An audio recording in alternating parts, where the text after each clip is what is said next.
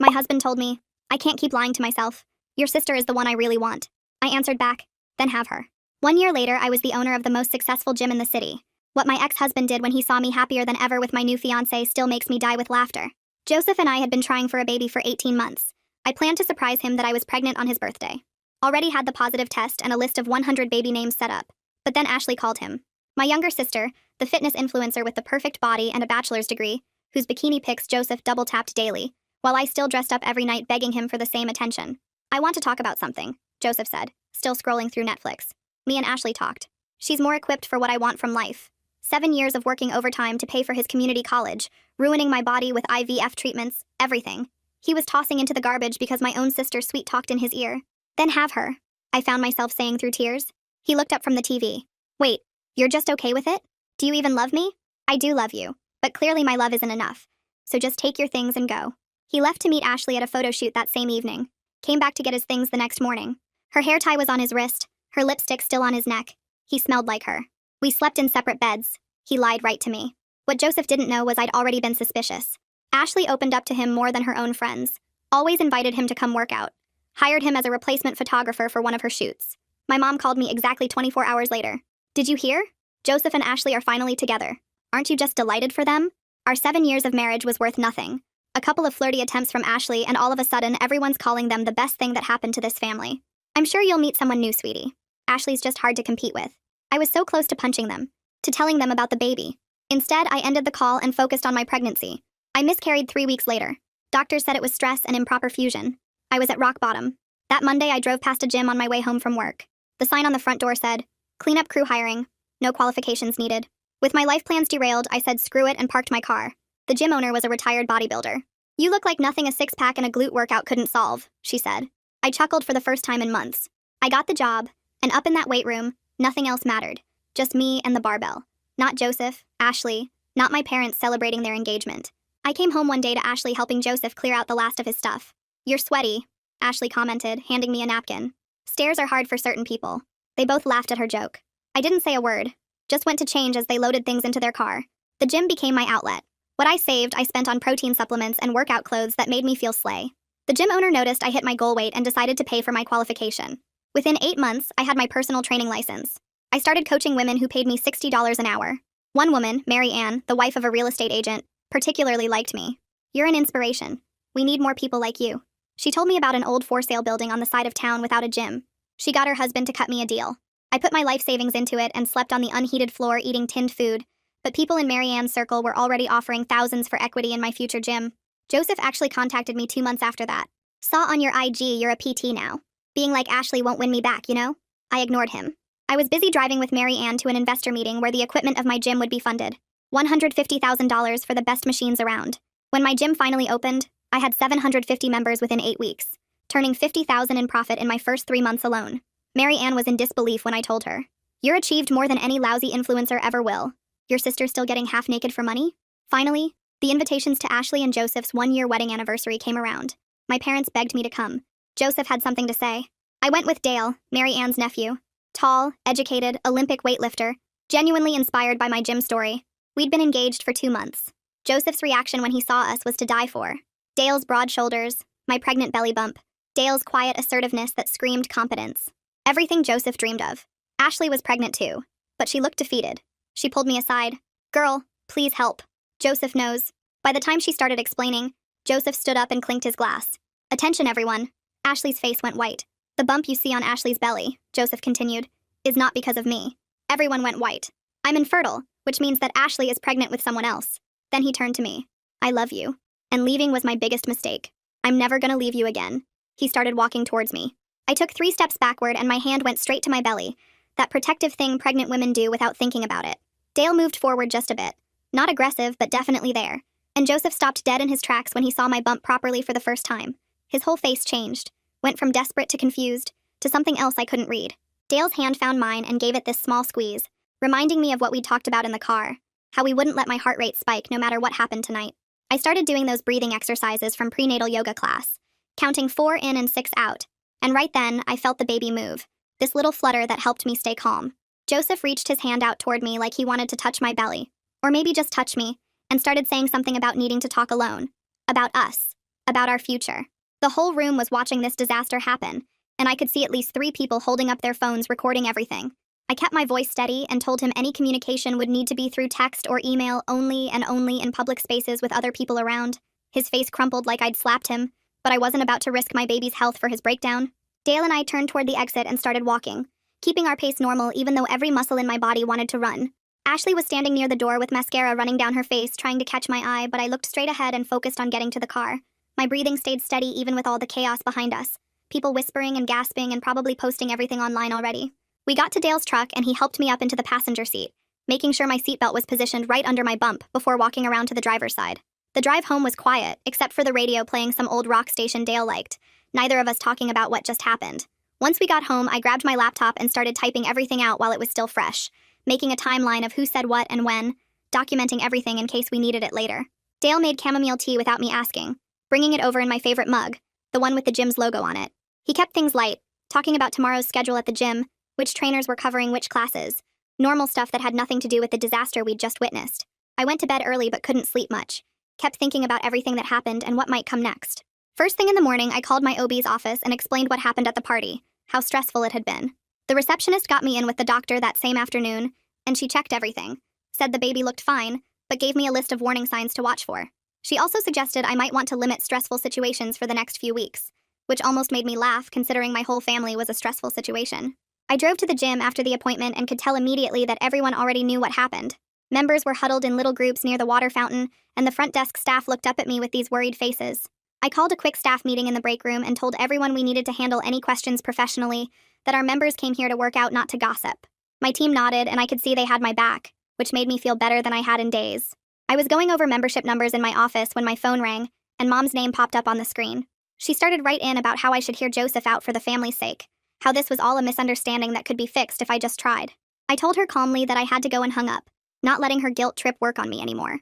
That evening after the gym closed, I sat at my desk and typed out a text to Joseph, keeping it simple and clear. I told him I would only discuss necessary legal matters from our divorce, nothing personal, and that all communication needed to be in writing. I hit send and immediately went to his profile to block him on all social media platforms. My phone buzzed with what was probably his response, but I didn't look, just turned it face down and went to find Dale, who was cleaning up the weight room. He looked up when I walked in and didn't say anything, just opened his arms so I could lean against him for a minute. Tomorrow would bring more drama, more calls, more people trying to convince me to do something I didn't want to do. But tonight I had my gym, my business that I'd built from nothing, and Dale, who understood that sometimes the best support was just being there without trying to fix everything. The next morning, Dale called his buddy who worked at a financial planning firm and got us an appointment for that afternoon. We sat in the office going through every single account I had, making sure Joseph's name wasn't on anything from our marriage days. The advisor pulled up old bank records and found 2 joint accounts I'd forgotten about from years ago, one with $12 in it and another with $43. We closed them both right there and opened new ones with just my name, then went through my business accounts line by line. Dale took notes while the advisor listed every possible way Joseph could try to claim part of my gym, writing down dates and amounts and creating a paper trail showing everything was funded after our separation. My phone buzzed while we were signing papers, and Ashley's name popped up on Instagram with a message request. She wanted to talk woman to woman about everything that happened at the party. I took a screenshot of the message for my records but didn't open it, just tucked my phone away and focused on the financial documents. That afternoon, I went back to the gym and pulled up our class schedule on my computer. I added 3 extra prenatal yoga slots for myself each week and sent a message to my staff letting them know I might need coverage if the pregnancy made me tired. Within minutes, my team was responding with offers to cover any class I needed, reminding me they had my back no matter what. The next day, while I was checking our social media accounts, I noticed we were getting tagged in tons of posts. Ashley had posted some vague story about betrayal and heartbreak with a black and white photo of her looking sad. Her followers were going crazy trying to figure out what happened, and somehow my gym kept getting mentioned in the comments. Our follower count jumped by 200 in just a few hours, which was weird, but I wasn't complaining about free advertising. I called Myrtle, who came to the gym that afternoon with her laptop. She sat in my office typing up a statement that said basically nothing but sounded professional, something about focusing on health and wellness during this time and respecting everyone's privacy. She posted it on all our accounts, and the speculation died down pretty quick after that. Joseph texted me that night saying he needed to meet urgently to fix our family. I copied the boundary message I'd sent him before about only discussing legal matters in writing and sent it again without adding anything else. A few days passed and I kept thinking about Ashley's message. I finally opened it and typed back that I'd only meet if she was getting a paternity test, and we had a professional mediator there. She wrote back yes immediately, which caught me off guard. I spent the next morning researching family therapists who did mediation work and found one with good reviews who could see us the following week. I sent both Ashley and Joseph separate emails with the appointment details and the rules, Everything had to stay factual, no blame games, everyone gets equal time to talk. At our weekly staff meeting, I brought up the situation without going into details. We worked together to write scripts for anyone who asked questions about the drama, basically telling them we were here to focus on fitness, not gossip. My team also helped me set up keyword filters on our social media to hide any nasty comments that might come through. We were wrapping up the meeting when I got home and found a thick envelope in my mailbox. The return address was from some law firm I'd never heard of.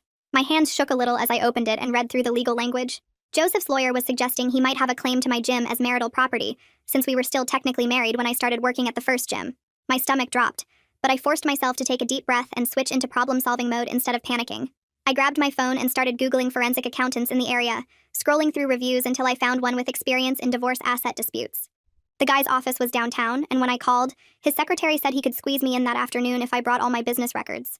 I spent the next 2 hours pulling together bank statements, incorporation papers, the lease agreement, everything that showed when I started at the gym and when I opened my own place. The accountant's name was Mr. Peterson, and he looked exactly like you'd expect, glasses and a calculator on his desk. He went through every single document, making copies and highlighting dates, asking me questions about inheritance money from my grandma that I'd used for the down payment. When he finished, he leaned back and told me Joseph's claim was basically garbage since everything happened after we separated, but having the paperwork organized would shut down any attempt fast. That night, Dale and I were making dinner when he brought up the mediation sessions that were probably coming. He stirred the pasta while telling me he'd been thinking about it and didn't want to be in the actual meeting since it might make things more tense with Joseph. He'd wait outside in the lobby or the car, ready if I needed him, but he thought keeping some distance would help things stay professional. I appreciated him thinking it through like that instead of trying to play the protective boyfriend card. We were cleaning up when my phone buzzed with a text from my mom. 5 words that made my stomach turn. Don't destroy our family. I stared at it for a full minute, feeling that old guilt trying to creep in, but then I just deleted it and blocked her number for now. 2 days later, I woke up to find blood on my underwear. Not a lot, but enough to send me into full panic mode. Dale drove me to the emergency room while I tried not to completely lose it, convinced something was wrong with the baby. The triage nurse got me in pretty quick when I explained I was pregnant and bleeding. They did an ultrasound and the doctor said everything looked fine, just some spotting from stress. Totally normal, but I needed to rest more. She wrote me a prescription for anxiety meds that were safe during pregnancy and suggested I find a therapist who specialized in prenatal stress. The next morning, I got an email from the mediator I'd contacted with available times for our first session. She laid out all the ground rules in writing. Everyone sticks to facts, not feelings. No yelling or blame spirals. Each person gets equal time to talk without interruption. Just having structure and rules made my chest feel less tight. I picked a slot for the following week and forwarded it to both Joseph and Ashley. Ashley messaged me on Instagram later that day saying she'd already agreed to do the paternity test, but wanted to know if I'd go with her to the appointment for support. I typed back that the mediator would handle coordinating all that stuff, and we should keep our distance until then. She sent back a thumbs up emoji, and that was it. The mediation appointment came faster than I expected. Dale drove me, but stayed in the car like we'd discussed. The mediator's office was one of those neutral beige spaces designed not to trigger anyone. Joseph was already there when I walked in. Wearing a suit like this was a job interview. He started talking the second we all sat down, reading from his phone about how sorry he was for everything, how he'd been in therapy working on himself. But then without even taking a breath, he switched to talking about dividing up property and assets like we were business partners dissolving a company. I cut him off and stated clearly that there would be no reconciliation, period, and any discussion about assets needed to go through our lawyers only. The mediator wrote everything down, and at the end she summarized what we'd agreed on. No contact between sessions, Ashley's paternity test was scheduled for next week, and all financial discussions would happen through legal counsel only. She made us both sign a paper acknowledging these agreements. Having it all documented and official made me feel protected for the first time in weeks. My gym was hosting a charity fundraiser that weekend for the local women's shelter, and I decided to show up for just an hour to thank everyone. The second I walked in, my regular members formed this protective circle around me, steering conversations away from anything personal and keeping the nosy people at bay. One woman actually stepped between me and someone who started to ask about the situation and changed the subject to the new equipment we'd ordered. Their loyalty reminded me that I'd built something real here, something that had nothing to do with Joseph or Ashley or any of that drama. Monday morning, I was reviewing the fundraiser numbers when my phone rang with a number I didn't recognize. The woman on the other end said she was a reporter from the local news and wanted to comment on my family situation after someone had leaked video from the anniversary party. I gave her exactly 2 boring sentences about how everyone deserves privacy during difficult times, and mental health should be the priority, then hung up before she could ask anything else. 2 days later, I was sitting in the forensic accountant's office looking at spreadsheets that made my head spin. She walked me through every possible outcome, from Joseph getting nothing to him somehow claiming part of my gym. The worst-case scenario had me losing 30% of the business value if his lawyer could prove marital assets were used. I opened a separate emergency account that afternoon and moved $50,000 into it just in case things went sideways. Dale found me that evening staring at the ceiling in bed and climbed in next to me without saying anything at first. Then he cleared his throat and told me he'd been thinking about us and the wedding we'd been planning. He was worried people would always compare him to Joseph, that he'd never be seen as his own person in my life. We talked for 2 hours about slowing everything down until the legal mess was over. The next morning, I drove myself to my first prenatal class at the hospital. The instructor was this tiny woman who'd delivered 5 kids herself, and she spent the whole hour teaching us breathing techniques. She kept saying we needed to advocate for ourselves during delivery, and not just go along with whatever the doctor suggested. I practiced the breathing exercises while she talked about birth plans and pain management options. Every woman there looked just as nervous as me, but by the end we were all breathing together like some weird choir.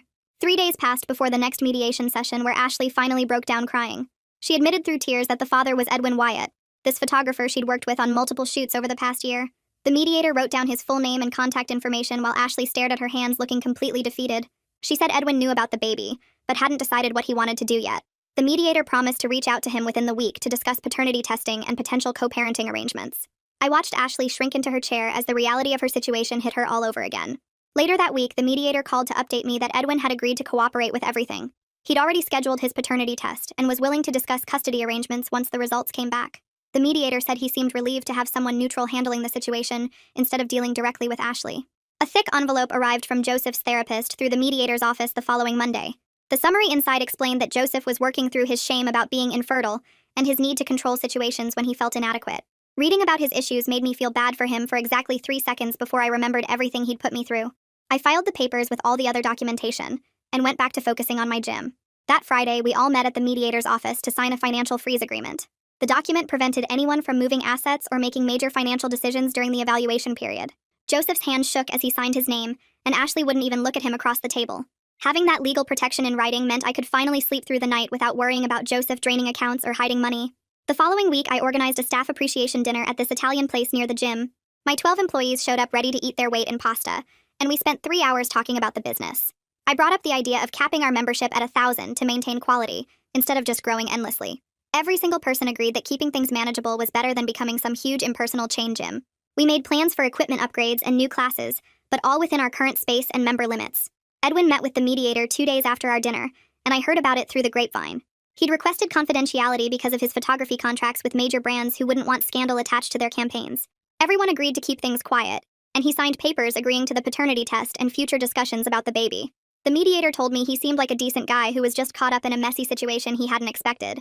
Joseph's lawyer sent over a settlement proposal the next week suggesting I pay Joseph $75,000 for his emotional investment in my success. My accountant laughed out loud when she read it and immediately drafted a response with documentation, showing every penny for the gym came from my inheritance and post-separation income. She attached bank statements, tax returns, and investment records that proved Joseph had zero claim to anything. The facts were completely on my side, and his lawyer knew it, but was obviously trying anyway. My phone buzzed with a text from Ashley 2 days later while I was reviewing membership contracts at the gym. She thanked me for pushing for mediation instead of letting this turn into a public court fight that would destroy her influencer income. I screenshot the message and forwarded it to my lawyer without responding. That afternoon, I drove to my OB appointment where we went through every detail of my birth plan. The doctor walked me through each step and made sure Dale's contact info was in the system as my primary support person. She gave me a folder with copies of everything and told me to keep one at home and one in the car just in case. Dale met me after the appointment and we sat in his truck going through the papers together. He programmed the hospital's direct line into his phone and made notes about which entrance to use for labor and delivery. 3 days later, we all showed up at the lab for Ashley's paternity test. Joseph went first, then Ashley, then Edwin, who drove up in a rental car looking uncomfortable but cooperative. The tech took cheek swabs from everyone, and the mediator logged all the sample numbers and told us results would take 2 weeks. I noticed the online gossip about our family drama had died down since nobody was posting anything dramatic anymore. My gym's social media went back to normal engagement instead of people fishing for scandal details. The forensic accountant called me that Friday with the preliminary financial report. She walked me through every page showing how my inheritance from my grandmother funded the down payment, and all the renovation costs came from my post-separation income. The equipment was bought with business loans I qualified for based on my personal training income. Joseph's name wasn't on a single document, and she said his lawyer would be stupid to keep pushing after seeing this evidence. The next mediation session was scheduled for Monday morning, and I showed up with my stack of financial documents. Joseph sat across from me with a typed statement his therapist had helped him write. He read it slowly, taking responsibility for his choices and the pain he caused without asking for reconciliation or forgiveness. I kept my face neutral and just nodded when he finished reading. The mediator made copies for everyone and we moved on to the next agenda item. Ashley posted on her Instagram that night announcing a break from social media to focus on health and family. Her comments section exploded with speculation, but she didn't respond to any of it. I felt the tight feeling in my chest loosen for the first time since the anniversary party. Dale noticed me sleeping better and mentioned it while we made breakfast together. The paternity results came back exactly 2 weeks after the test. The mediator called each of us separately to share the results before our next group meeting. Edwin was confirmed as the father of Ashley's baby with 99.9% certainty. I felt weird relief knowing that question was finally answered even though it didn't directly affect me. Ashley and Edwin started meeting with the mediator separately to work out a co-parenting agreement. I heard through the mediator that they were being surprisingly mature about custody schedules and financial support. Edwin had good insurance through his photography work and offered to add the baby to his plan. They agreed to shared legal custody with Ashley having primary physical custody, and Edwin getting weekends once the baby was old enough. The mediator said they were actually communicating better than most couples she worked with. Joseph's lawyer finally convinced him to accept reality after seeing all my financial documentation. They drafted a settlement where Joseph would receive $5,000 as a goodwill gesture and sign away any claims to my business or other assets. I agreed just to get everything finished and legally protected. We met at the mediator's office on a Thursday afternoon to sign the final papers. Joseph's signature was shaky, but he signed every page without complaining. The mediator notarized everything and gave us each certified copies. That knot in my chest that had been there for months finally disappeared completely. I went back to my normal routine at the gym and focused on growing the baby. Dale came with me to every appointment and we practiced breathing exercises together in the evenings. Everything felt calm and controlled until I was teaching a morning spin class 5 weeks before my due date. The first contraction hit hard enough that I had to grip the handlebars to stay upright. I tried to keep going, but the second one came just 3 minutes later.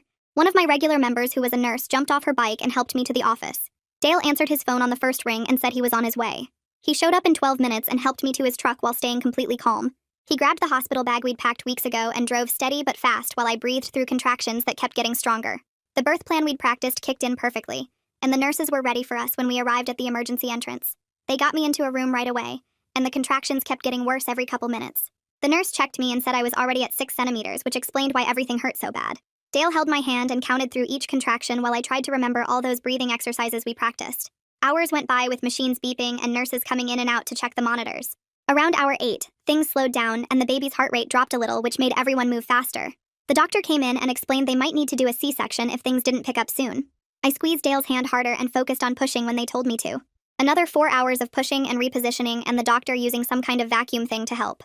Finally, at 3:47 a.m., our daughter came out screaming and they put her right on my chest. Dale actually cried when she wrapped her tiny fingers around his pinky, and I'd never seen him cry before. The nurses cleaned her up and weighed her while I got stitched up from tearing. 7 pounds 2 ounces and perfectly healthy despite coming early. That night, while Dale slept in the uncomfortable chair next to my bed, I pulled out my phone and typed a quick message to Ashley. Just said I hoped her delivery went smoothly when her time came and to take care of herself. Felt weird but also right somehow. She read it but didn't reply, which was fine. We stayed 2 more nights in the hospital learning how to change diapers and swaddle and all that stuff. When we finally got home, there were containers of food stacked on our porch from my gym staff. They'd organized this whole meal train thing without me even asking. Casseroles and soups and salads all labeled with heating instructions. I texted my assistant manager the passwords for the scheduling system and told her to handle everything for the next 2 weeks. She sent back a thumbs up and told me not to worry about anything. 3 weeks later, we had to go to the final mediation session, which I really didn't want to do with a newborn, but it needed to happen. Dale stayed in the waiting room with the baby while I went in. Joseph looked different somehow. Calmer, maybe. He told the mediator about starting therapy twice a week and enrolling in some technical training program for HVAC certification. The divorce papers were all ready, and he signed everything without arguing. When it was done, I felt this weird lightness in my chest. 2 months after that, Ashley had her baby and sent me one photo of a tiny boy wrapped in a blue blanket. The message just said thanks for suggesting mediation instead of court battles. We weren't going to be friends or anything, but at least we weren't enemies. I started bringing the baby to the gym for the early morning members-only sessions since there was a quiet room I could use for nursing. The business kept running smooth with my team handling most of the daily stuff while I checked in remotely.